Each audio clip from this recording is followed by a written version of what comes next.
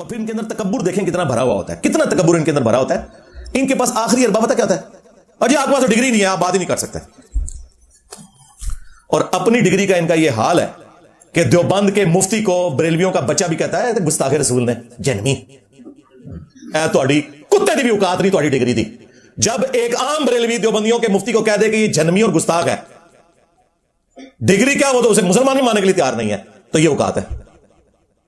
اور ایک عام دیوبندی ڈاکٹر طاہر القادری صاحب کو کیا ولی اللہ مانتا ہے, عالم مانتا ہے, گمراہ کہتے ہیں. بریلویوں کے بزرگوں کو گمراہ کہتے ہیں.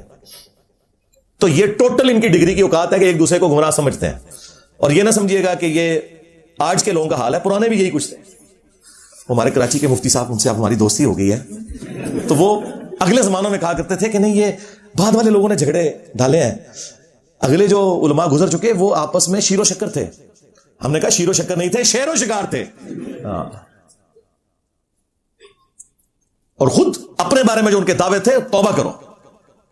آپ اندازہ کریں, تذکرۃ الرشید میں رشید احمد گنگوئی, جسے بریلوی کہتے ہیں گند گوئی, گنگوہ علاقے کے رہنے والے تھے. یہ تین بڑے بابے ہیں نا دیوبندیوں کے, رشید احمد گنگوئی, اشرف علی تھانوی اور قاسم نانوتوی, جو مدرسہ دیوبند کے بانی تھے. تو رشید احمد گنگوئی کے بارے میں تذکرۃ الرشید میں ان کے اپنے مرید لکھتے ہیں کہ حضرت جو ہیں وہ اکثر یہ فرمایا کرتے تھے کہ میں اللہ کی قسم اٹھا کر کہتا ہوں. اندازہ کریں ذرا آپ, یہ خالی عبد القادر جیلانی کے دعوے نہیں ہیں, یہ ان کے بھی دعوے ہیں کہ حق وہ ہے جو رشید کی زبان سے نکلتا ہے. یہ بھی بات ختم نہیں ہوئی ہے, اگلے جملے تو اس سے بھی خطرناک بلکہ خطرے ناک ہیں, آپ کی کانپیں ٹانگ جائیں گی اس سے. حق وہی ہے, سن لو, حق وہی ہے جو رشید کی میری زبان سے نکلتا ہے, اور میں قسمیاں کہتا ہوں میں کچھ نہیں ہوں مگر یہ کہ اس زمانے میں لوگوں کی نجات موقوف ہے صرف میری اتباع کے اوپر. ہاں جی, ہاں جی, لوگوں کو کہتے ہیں نہیں بڑا تکبر ہے. اور دوسری طرف احمد صاحب بریلوی صاحب نے اپنی وفات سے چند گھنٹے پہلے اپنے بیٹوں کو وصیتیں لکھوائی ہیں جو پرنٹ ہوئی ہیں وصایا شریف کے نام سے. اس میں احمد صاحب بریلوی صاحب نے وصیت پتہ کیا ہے, میرا دین اور میرا مذہب جو میری کتابوں سے ثابت ہے, تمہارے لیے تمام فرائض سے بڑھ کر اہم فرض اسے پکڑنا ہے. میری کتابوں سے, کتابوں سنت سے نہیں. یعنی میں تو آپ کہتا ہوں قرآن میں لکھا ہے, بخاری مسلم لکھا, انہوں نے کہا نہیں جو میں نے بتایا, میرا دین اور میرا مذہب جو میری کتابوں سے ثابت ہے. خالی میرا دین میرا مذہب کہتے تو ہم مان لیتے وہ اسلام کی بات کر رہے ہیں, لیکن انہوں نے کہا نہیں جو میری کتابوں سے ثابت ہے. یہ ان کا تکبر کا عالم یہ تھا. لیکن ایک دوسرے نو انہوں نے ایک دوسرے پھر ہاتھوں ہاتھ لیندے سن, توبہ کرو, اس طرح لیندے سن کہ چولہا لا کے رکھ چھڑتے سن ایک دوسرے دیا. تو میں آپ کو بعد میں کچھ مثالیں دوں گا, پہلے مجھے وہ ایک تذکرۃ الرشید کی وجہ سے وہ یاد آ گئی وہ بات. طاہر اشرفی نے اپنی اس ویڈیو میں ساحل الدین کو کہا کہ یہ بڑا بےہودہ ہے, تو میں پھر طاہر اشرفی صاحب کو بتاتا ہوں کہ بےہودگی کن لوگوں کے اندر ہے. ہائے ہائے ہائے. اشرف علی تھانوی صاحب نے کتاب لکھی ارواح ثلاثہ, 3 اولیاء کی کرامات جو اپنے بزرگوں کو انہوں نے ڈکلیئر کیا ہے. ان میں قاسم نانوتوی, رشید احمد گنگوئی بھی شامل ہیں. تو وہ اس میں کہتے ہیں کہ ایک دفعہ کوئی مدرسے میں پروگرام تھا بڑے لیول کا. آج کل کے مفتی تو چھپ کے ان کی ویڈیو بنتے ہیں نا, یہ وہ ویڈیو ہے جو پبلکلی بنی ہوئی ہے, سی سی ٹی وی میں نہیں ہے. اور اس کے راوی ایک سکہ صدوق دیوبندی عالم اشرف علی تھانوی صاحب ارواح ثلاثہ میں لکھتے ہیں, وہ کہتے ہیں کہ جی ایک دفعہ کوئی مجمع تھا ہمارے مدرسے کے اندر, تو مولانا قاسم نانوتوی کو رشید احمد گنگوئی صاحب نے پبلکلی چرپائی پہ اپنے ساتھ لٹا لیا. اچھا لٹایا, اس کے بعد انہوں نے کروٹ اپنی ان کی طرف کی اور عاشق صادق کی طرح ان کے سینے پہ ہاتھ پھیرنا شروع کر دیا. یہ لکھا ہوا ہے, نہ لکھا ہوا مجھے پکڑ لئیو. اور اس کا وہی مطلب ہے جو آپ سمجھ رہے ہیں.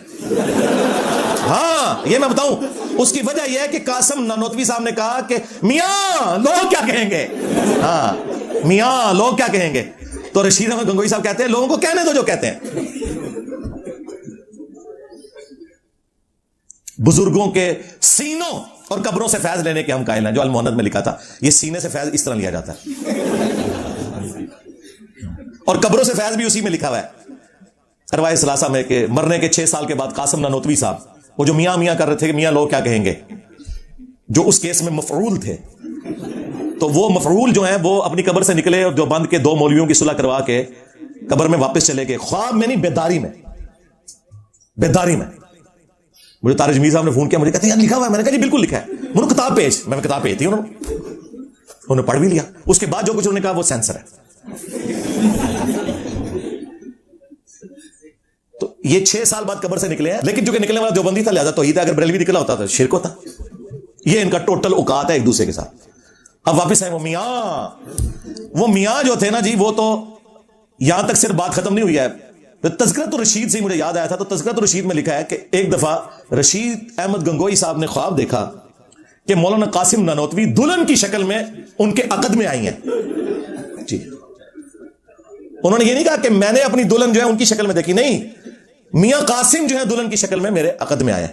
پھر آگے بھی انہوں نے لکھا ہے، ہاں، اور وہ اگلے والے الفاظ آپ خود پڑھ لیجیے گا. اینڈ پہ انہوں نے اس کی جو تشریح کی ہے وہ یہ ہے کہ چونکہ رشید احمد گنگوئی کے مرنے کے بعد قاسم نانوتوی نے ان کے اسٹوڈنٹس کی دیکھ بھال کرنی تھی نا، تو اس لیے اس قسم کا خواب آیا. ان کو خواب اسی قسم کے آتے ہیں. اب اشری تھانوی نے 18 سال کی اسٹوڈنٹ کے ساتھ شادی کرنی تھی، تو اس کے ایک مرید نے خواب دیکھا، جی میں نے دیکھا کہ اما عائشہ آپ کے گھر آئی ہیں. تو اس نے کہا کہ اس سے تشریح تو یہی بنتی ہے کہ کوئی کم سن لڑکی میرے ہاتھ لگے گی. استغفر اللہ. دیکھ رہا ماں کو ہے اور اس کی جو تشریح کر رہا ہے وہ یہ خوابوں کی تشریح بیان ہو رہی ہے بزرگوں کی. ابھی تو اشرف علی رسول اللہ والا خواب تو اپنی جگہ، اور وہ صرف خواب نہیں ہے، اس کے بعد بیداری میں بھی اس نے پڑھا. لوگ کہتے ہیں جی وہ بے اختیار تھا، جس بیچارے کا کیا قصور. ہم کہتے ہیں ہم اس کو نہیں کہہ رہے، ہم تو بابے کو کہہ رہے ہیں کہ بابے کو جب پتا چلا کہ اس پہ شیطان چڑھ گیا تو اس کا کام یہ نہیں تھا اسے تسلی دیتا، بلکہ یہ کہتا کہ توبہ کر، تیرے تے شیطان چڑھے. کہنا نہیں، تسلی تھی کہ تیرے پیر متبع سنت ہے، جو تو نے خواب میں بھی پڑھا اور بیداری میں بھی بے اختیار نکلا. یہ تو بے اختیار نہیں تھا.